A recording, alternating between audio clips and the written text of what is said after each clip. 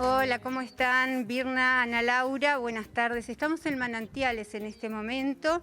El tema que nos convoca es el Águila del Graf Spee, este buque alemán que fue caído, es un buque de la Segunda Guerra Mundial, que fue agarrado de sorpresa, digamos, por buques británicos y realizó una batalla aquí en la bahía de Maldonado.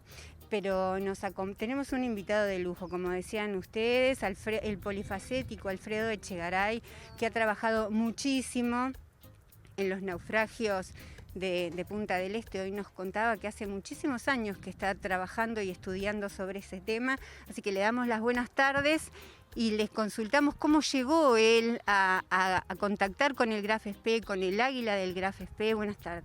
Buenas tardes a todos, estamos frente al mar, la naturaleza es nuestro medio ambiente más agradable para estar bien y la historia es muy larga. Primero te aclaro que no fue en Maldonado, sino que fue en aguas oceánicas la batalla, muy lejano a las costas de Rocha, y luego se le llamó también la batalla del Río de la Plata. Esto aconteció en 1939, cuando se inició la Segunda Guerra Mundial. Esta fue la primera batalla naval.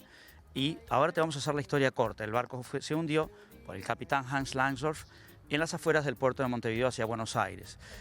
A partir de allí hubieron muchos intentos de rescate, a tal grado de peligrosidad que 2 buzos ingleses murieron y la Armada Nacional perdió muchísimas vidas en un intento.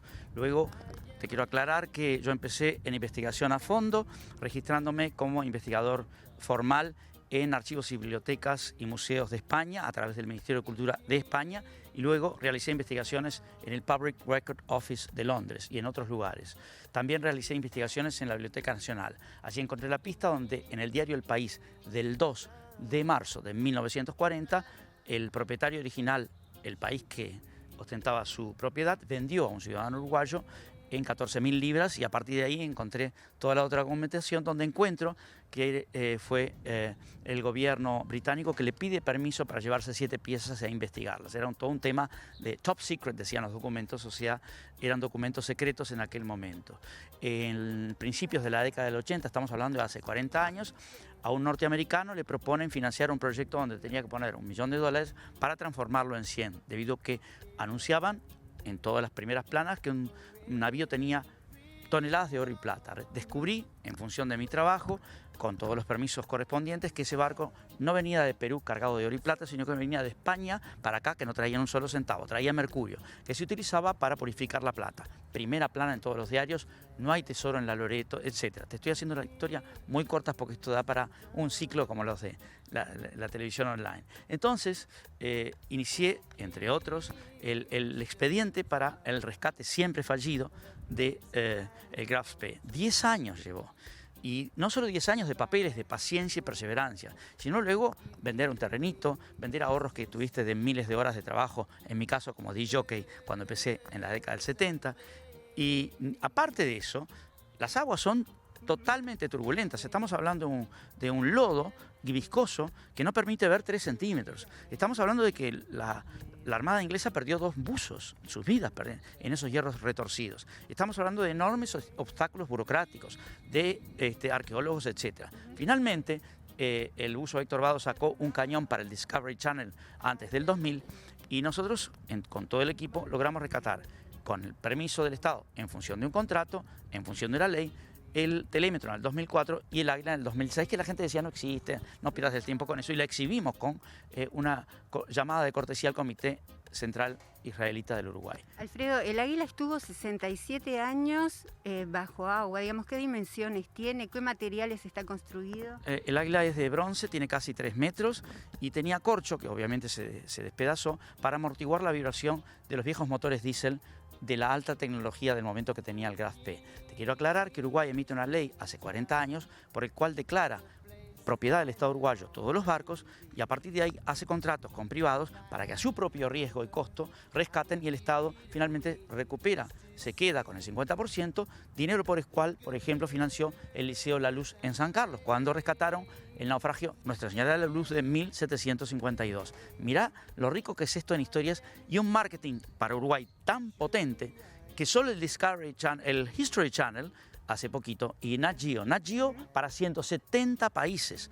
O sea que Uruguay podría tener centenares y decenas de millones de dólares de comunicación si le diera un destino y un aprovechamiento a toda esta historia magnífica, lógicamente cumpliendo con la ley y ahora con 2 fallos judiciales por unanimidad, porque los contratos se cumplen. Pero ¿qué pasa? El gobierno ha tenido enormes presiones de un lado y del otro, porque imagínate que tú te pasas una vida entera siguiendo un número de la quiniela de la lotería. Finalmente, 40 años después, tú me dices, ah, ya te ganaste, bueno, yo quería ese número, yo soy tu socia. Bueno, pero acá hay familias, millones de horas dedicadas a riesgo y ahora hay un contrato y 2 fallos judiciales, que por supuesto el gobierno tiene alternativas. El gobierno tiene la opción a cumplir los fallos judiciales que implica la subasta pública libre e internacional, sin restricciones, ¿no? O llamado a interesados de acuerdo al TOCAF, pero también puede decir, tomemos un café, busquemos un camino del medio, ¿por qué no evaluar opciones? Y las opciones van tan variadas como un señor argentino multimillonario que dice, le quiero poner una bomba y volarlo en 1000 pedazos comprándola primero, ¿no? Luego hay gente que dice, no debe salir Uruguay, presiones de algún país que debe quedar en algún memorial, interesante, porque lógicamente hay historiadores que dicen, ¿por qué no quitarle la parte polémica, que es del símbolo, y dedicar el ave, que el águila fue parte del Imperio Romano, de los Estados Unidos, de México y de 100, incluso de Alemania, y hacer un memorial en tributo a la Rosa Blanca. La Rosa Blanca fue un grupo de jóvenes estudiantes de promedio 20 años que fueron asesinados con la guillotina a pesar de haber hecho resistencia pacífica a las barbaridades de Hitler y el régimen del nazismo o nacionalsocialismo. Por lo tanto, una idea interesante a evaluar en la medida en que se cumplan con la ley y con las compensaciones correctas y correspondientes a una vida de trabajo. Estamos hablando de la justa compensación que la ley establece. Podría llegar a hacerse una exposición internacional para que los despojos de ese signo maligno se transformen en la Rosa Blanca y se cumplen, para redondear, 100 años del nacimiento de Sophie Scholl. Googlear la Rosa Blanca, grupo de resistencia pacífica e intelectual de estudiantes contra Hitler. Y también, ¿sabes quién? José Martí. Los versos sencillos, creo que es el verso número 39, la Rosa Blanca, cultivo la Rosa Blanca en junio como en enero, para el amigo sincero. Bueno, eso tiene 130 años, 1891. Interesante todo lo que se puede desarrollar, pero estamos todos de acuerdo que no va a ser ningún destino que no sea académico. O sea, nadie, ahí hay 100% de unanimidad. Todos queremos un destino serio, todos queremos que sea un mensaje de paz, de amor, de esperanza y fundamentalmente de vida. Porque nosotros tenemos que aprender a vivir y a convivir, a evolucionar, a aprender a vivir con uno mismo, que es a veces las energías más peligrosas, mal canalizadas, y a convivir con la naturaleza también. Bien, 20 años de litigio. Actualmente, Alfredo, ¿dónde está el águila? El águila está en un cajón en el Cerro de Montevideo. La logré exhibir porque solo le pedí de cortesía la opinión al comité, a la central israelita del Uruguay, al comité, y de lo contrario nunca nadie la habría visto. Se exhibió un mes sin cobrar entrada en un hotel de Montevideo, en la playa del Buceo, y actualmente presiones internacionales, no de todos, porque hay gente que dice la memoria, la Shoah, el Holocausto. Hay que recordar, ¿cómo no vas a recordar la historia? Que es lo que te lleva a analizar los errores y horrores del pasado para que las futuras generaciones aprendan a reflexionar y aprendan a vivir y a convivir. ¿Aproximadamente cuántos naufragios hubo en la bahía de Maldonado? No, en todo Uruguay, en aguas uruguayas hay cerca de 500 naufragios.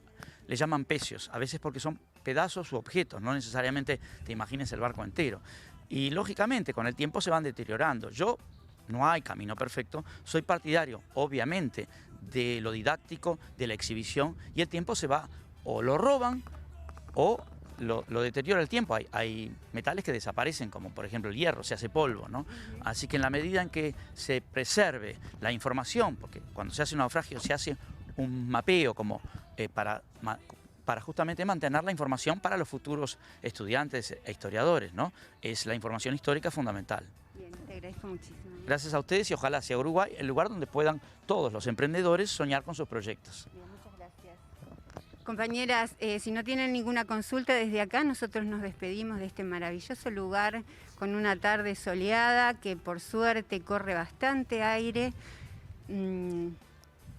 Muchísimas gracias, Daniela, de verdad, un gran trabajo. Nos estaremos reencontrando en los próximos días. Te dejamos disfrutar de esta hermosa tarde que, como bien haces mención, corre un airecito fresco, lo cual ayuda a soportar esta ola de calor.